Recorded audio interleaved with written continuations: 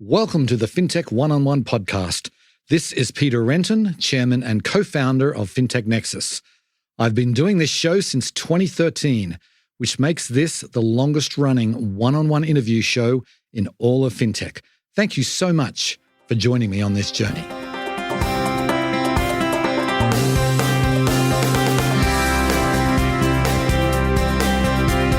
Before we get started, I want to remind you that Fintech Nexus is now a digital media company. We have sold our events business and are 100% focused on being the leading digital media company for Fintech. What does this mean for you?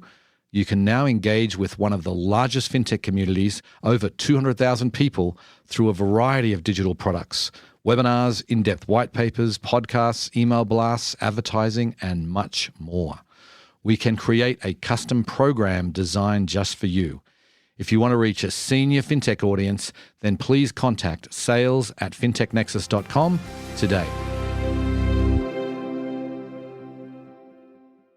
Today on the show, I'm delighted to welcome Julie Szudarek. She is the CEO of Self, a position she's held since October of 2023. Now, Self is a really interesting company. They are in the credit building space. They actually invented the category pretty much. We talk about their core product, how it works, who it's for. We also talk about some of the other products that they have launched or are launching and how they work. She also importantly shares the metrics of what the improvement people have seen with their credit score on average when using Self. She talks about the app, and I questioned her on the 250,000 reviews, 4.9 stars, which to me is just extremely impressive. We talk about financial literacy. She answers the critics who are critical of credit builder products. We talk about their relationship with Spring 4 and what that's all about. We talk about what they do once people graduate from the credit building product. We also discuss the NBA and the San Antonio Spurs, and much more. It was a fascinating discussion. Hope you enjoy the show. Welcome to the podcast, Julie. Thank you very much. I'm glad to be here. Okay, so let's kick it off by giving the listeners a little bit of background about yourself. Can you hit on some of the highlights of your career before Self? Sure. So we actually moved home from the UK in July of 2023. And right before we left, I was running an online B2C pharmacy business that covered about 75% of the addressable European market. Wow. And pharmacy in Europe is very, very different than it is in the US. There's no Walgreens, there's no CVS, there's the corner pharmacist. And so being an online player was very interesting from just a consumer perspective and from a regulatory perspective, and really got some, I guess you'd call them regulatory chops working in that business, which come to Self, I think has been helpful for me here. Before that, and what brought me to Europe, to the UK, was I was working for Groupon, which was headquartered in Chicago, and they needed someone to run the international operations. And so I went over to London to run international for Groupon, which was about a $2 billion turnover business covering 15 different countries, and focused on growth and process standardization while I was there, and learned a ton about operating in, non-US employment markets and all the fun that goes along with that. And it was a great, living in Europe was a great experience, for me from a career perspective, but for my family as well, just in terms of, the experiences that we got to have doing that. So I worked at Groupon in Chicago, which is where the headquarters were, led the local business there, drove our marketplace efforts, and really turned Groupon from a deal a day into a marketplace company. Prior to that, I worked at Orbitz, which is a travel company that Expedia has since acquired. And then prior was at a couple consulting firms, and kind of knew, I don't know how I knew this, so you can't ask me why, but from an early age, I kind of had this goal to be a CEO. And so that's Okay. through my career, kind of what I've been heading towards. Right. Well, and now you are. So firstly, maybe talk about when Self and how it got on your radar and what attracted you to the CEO role at this company. So as mentioned, I came home from the UK, from London in July of 2023. And it was really the first time in my life that I had an opportunity to take some time and look for a job. Prior, I'd kind of job campus recruiting, took a job, and then another job would come along, and maybe I'd take Friday off and then start the new job on Monday. And it would just sort of happen. And I'm pleased with every job I've ever had.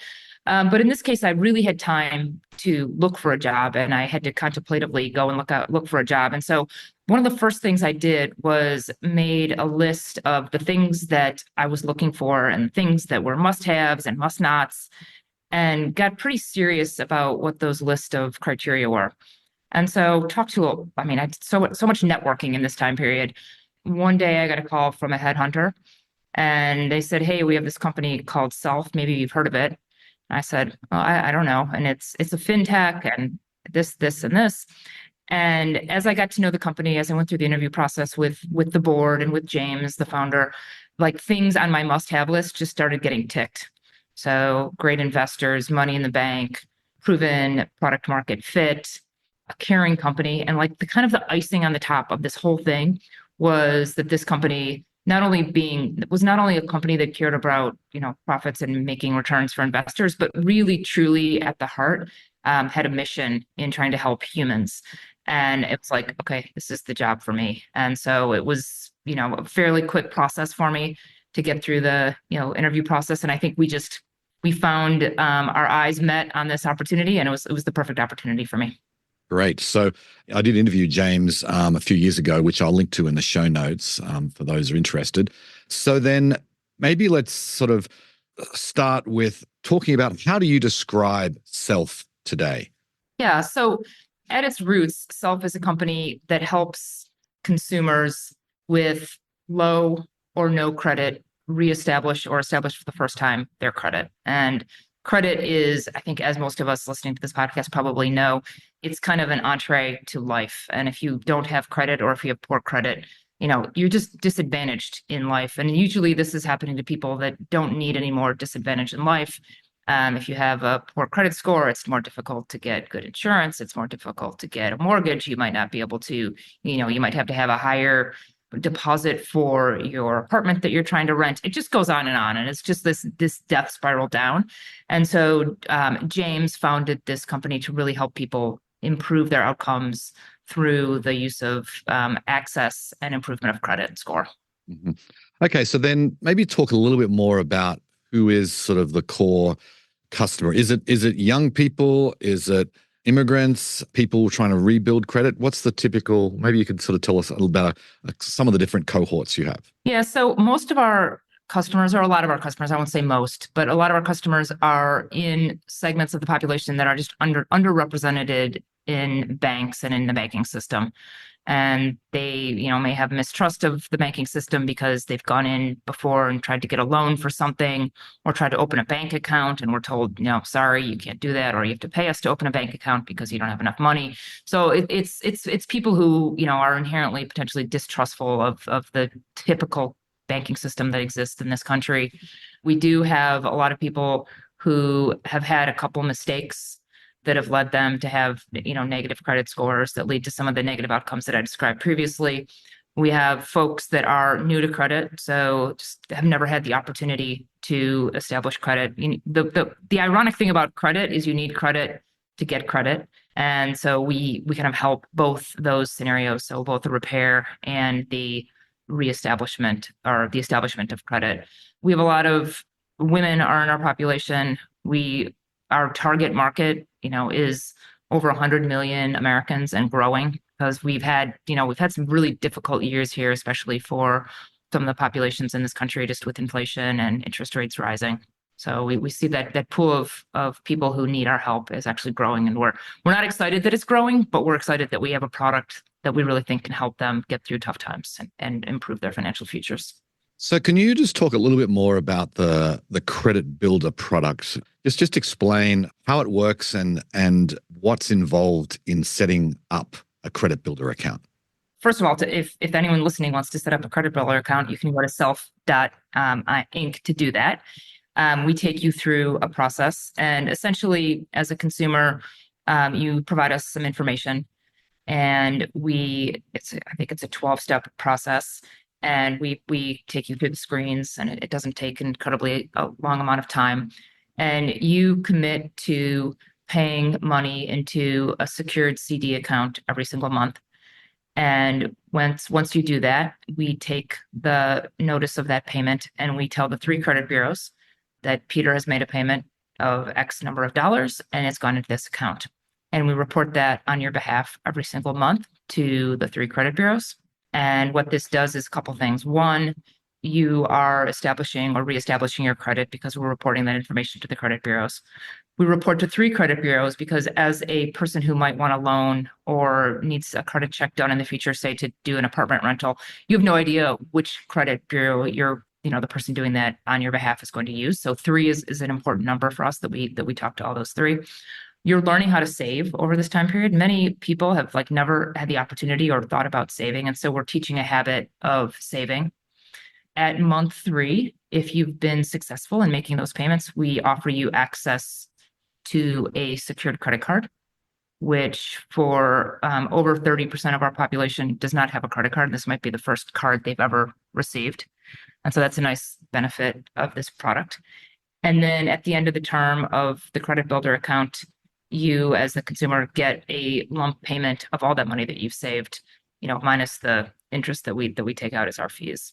And so it's a pretty exciting moment for consumers at the end. It's almost like if you remember, Publishers Clearinghouse used to do these commercials on TV, and they'd come over to someone's house with a check.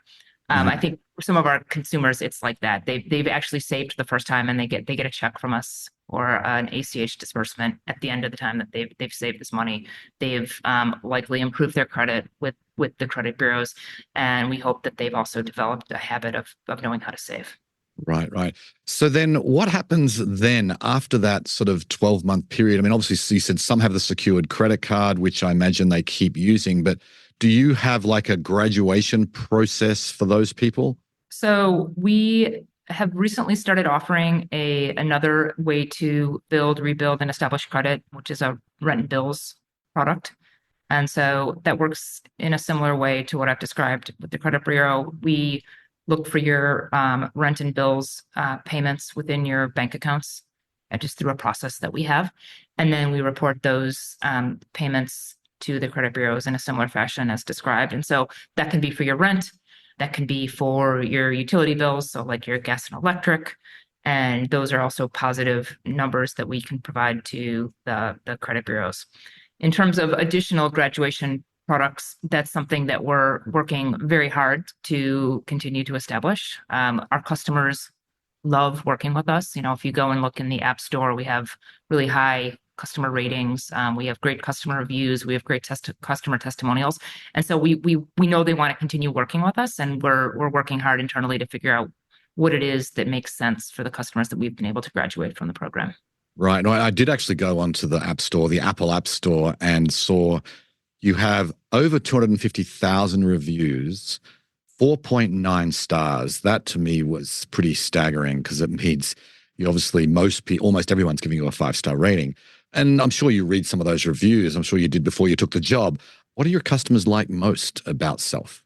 I think what they like most is that they are able to see a positive movement in their credit score. And a lot of our customers come in, and if you ask them what their financial goals are, they'll say they want to own a house. But they know that in order to get a mortgage and to own a house, they need to have, an acceptable credit score. And so I think a lot of them get very excited that they're able to, improve credit and sort of learn how to save and learn how to think about credit in a way that maybe they didn't know how to do prior to working with us. And I think, there's a lot of mystery in credit scores. Even for those in the industry, I'd say they probably would say there's a lot of mystery in it.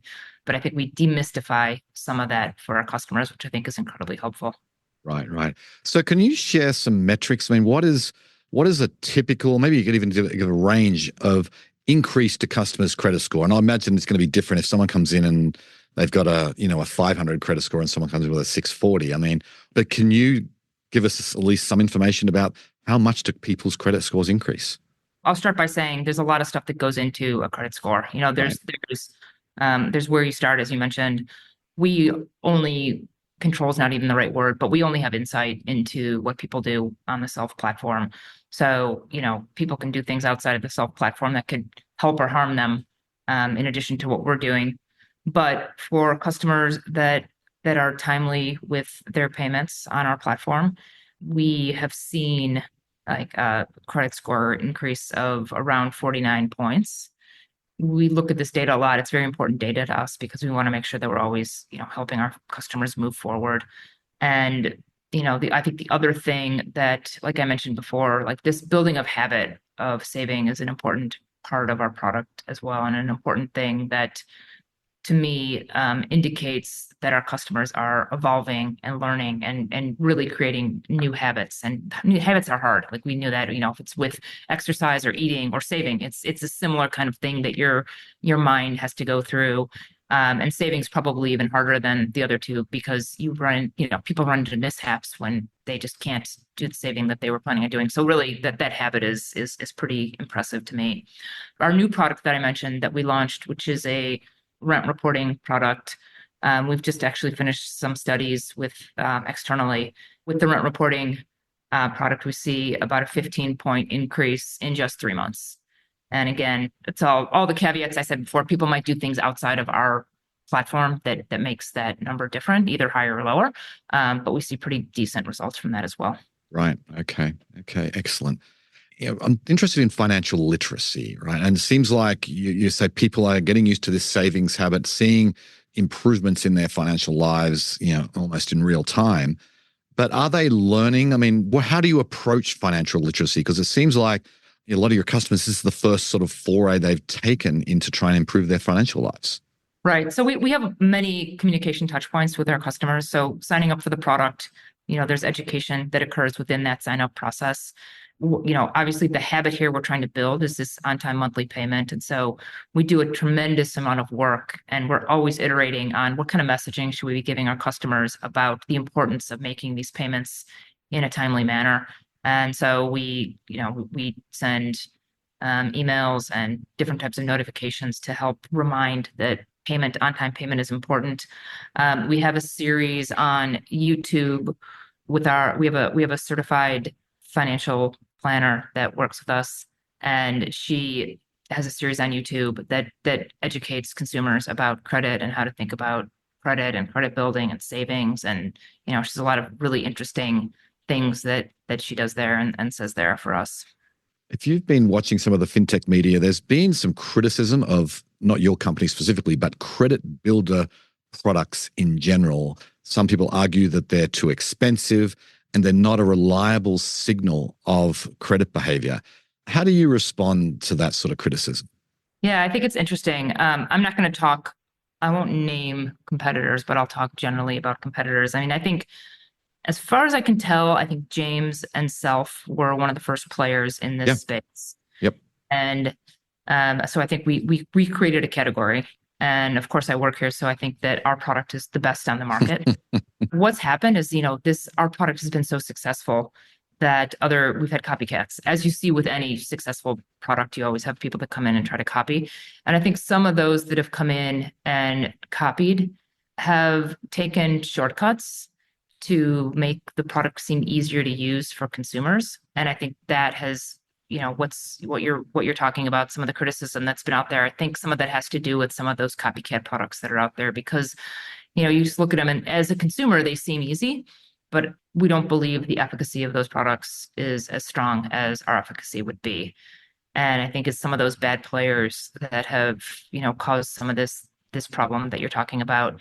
Again, I'm not going to name people here, but some Google searches could indicate some people who've had recent trouble just with the exact topic that you're talking about. So our goal is to always be, consumer first and doing the right thing by consumers, such that even though our products might have a similar name to some of these that maybe aren't as good at helping with credit, that we're really doing right by the consumer. I think, for us, that's a super important, critical thing for us to do.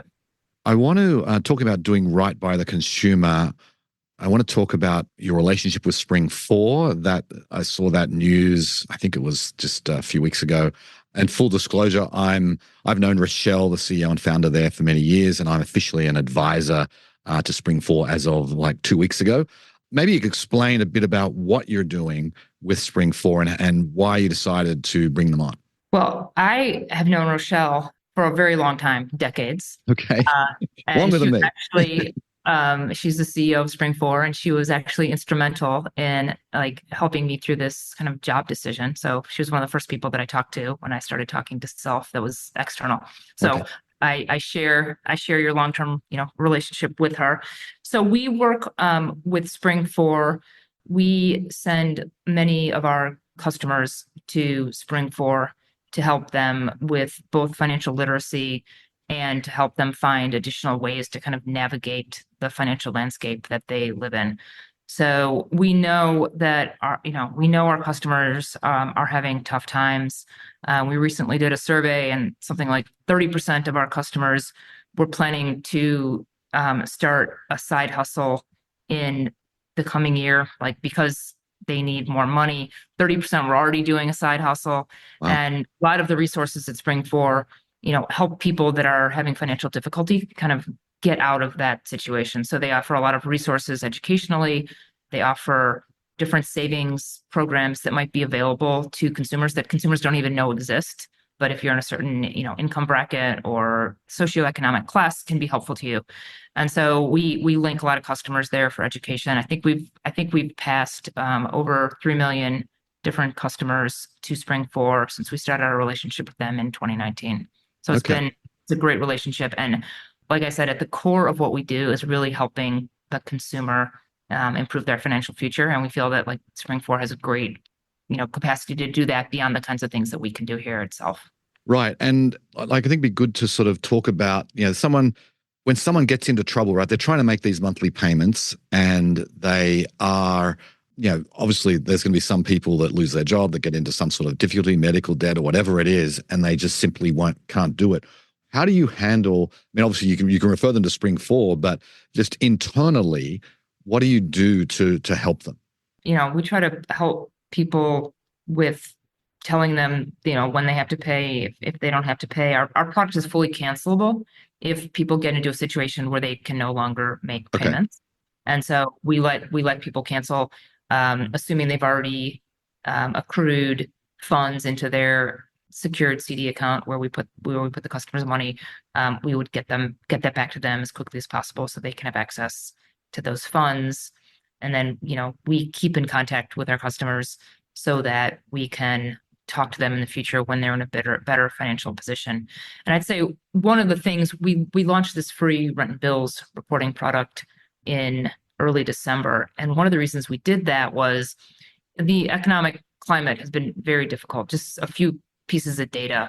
In 2023, the average family had like something like 390 through $400 extra per month in just inflation costs, Right. just from groceries and gasoline and whatever, and like $100 extra in interest payments from their car or wherever they might have interest, credit cards, et cetera. And if you just like, I mean, $6,000 a year, that's not small, Mm. especially if you're already financially constrained.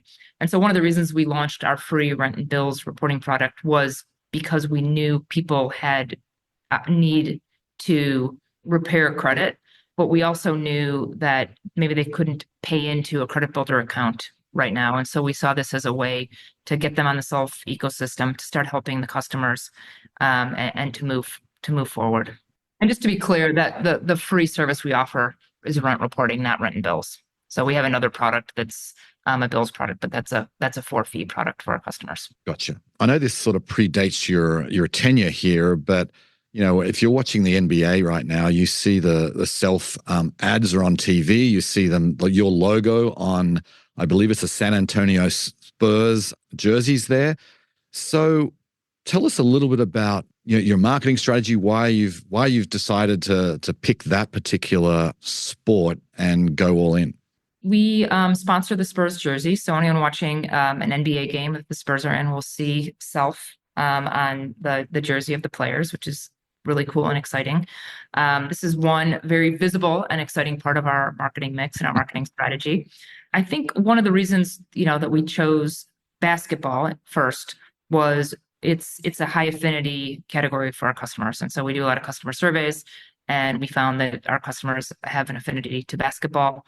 And then number two, the Spurs organization is one that I don't know, it just sort of mirrors the values of Self. So they're an amazing organization. They're very values based, kind of in everything that they do. It's about the values and making sure that the human spirit is represented, and that they focus on underserved communities, and they do a lot of social goodness in the world and in San Antonio. And so it was just sort of a natural fit. I actually had the amazing opportunity this past weekend to go to the All-Star game of the NBA, which was in Indianapolis, Mhm. with as a guest of the Spurs, and had an opportunity to spend time with many of the executives there. And it's just like we're just like-minded, and so it's a really nice fit for what Self is trying to do and what the Spurs are trying to do. So we're just sort of naturally together. Right, right. And they've got a very exciting young player on their organization right now that's He's getting a very lot of. tall. Yes.